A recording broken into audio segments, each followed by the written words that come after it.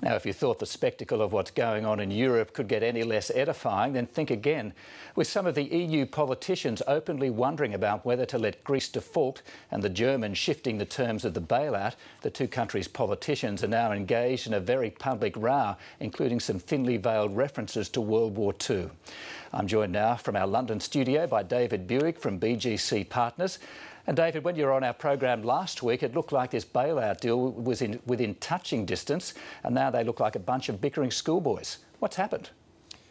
Good evening, Andrew. Well, the fact remains that this very unpleasant political spat is not really very surprising, because clearly the Greeks, as you can see by these appalling social unrest in the streets, are very unsettled and unhappy about Greece interfering in such an unpleasant manner in their affairs. And quite understandably, Germany is very unhappy with Greece's record over the years of delivering what they've promised in terms of austerity cuts. Hence, again, this meeting with the EU finance ministers has been postponed till next Monday.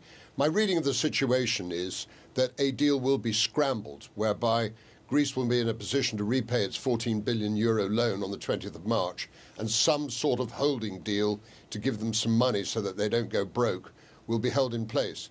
But the fact remains, this is like a football match that's gone into extra time, and we're now about to have the old penalty shootout. It is an absolute disgrace. The fact remains is, I wish people would wake up, stop behaving like ostriches, smell the coffee. Greece cannot deliver. There is no way, and the quicker that there's a reality check and that we organise over a period of, say, 3 years, an orderly default, the better I think will be for the whole of the European economy. Well, you mentioned that you think Greece can't deliver. On that note, I mean, should the Germans have let last weekend's agreement stand, or are they right to effectively want some greater insurance that any money that Greece is given will in fact be paid back? Well, you only have to look really at the civil unrest. I mean, what in good faith Mr. Papademos and others feel that they can deliver? I'm sure they're doing it in entirely good faith. But the fact remains is that they don't have the wherewithal to actually deliver their people into agreement. And we've had, of course, suggestions today which are totally not pragmatic, whereby the Netherlands and Finland have suggested, well, hang on a minute, let's have Greece hold their elections and then we'll talk about the money afterwards.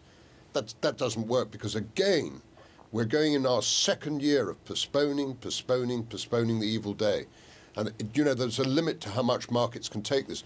We had results today from Societe Generale with clearly terrible write-downs from Greek debt. 2 days ago, we had BNP Paribas, €870 million worth of debt written off for Greece. All right, we're in a position now to quantify what these losses are, and perhaps they can do a two-tier deal with the private sector in terms of the haircut 70%, and then deal with the loan from the European Union at a later date. Well, just on the actions of politicians outside Greece, other EU countries like Germany, etc. I mean, is this a high-stakes game of chicken? I mean, do EU politicians seriously think they can let Greece go without serious and damaging knock-on effects?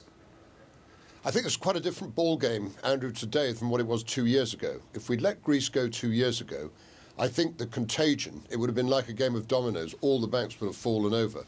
But we've got to remember, these guys have had 2 years now to get their contingency plans in place, to get their write-downs onto their balance sheet, and get themselves slightly more organised. And every opportunity, when the bond market has rallied, they've taken that opportunity to lighten their load and shovel everything into the ECB where at all possible. So where it would have been an absolute catastrophe 2 years ago, the fact that we're going on like this, we could actually see Germany enter recession. Terribly dangerous, because if Germany goes into recession, how about the rest of them? I mean, the GDP at 0.4% for the last quarter, as far as I'm concerned, doesn't tell the story at all. I think significantly it's worse than that. So I think the fact is, bite the bullet, know exactly where we are, saying it's been a joy for the last 10 years, on your bike, sayonara, because it doesn't work. And they can't deliver.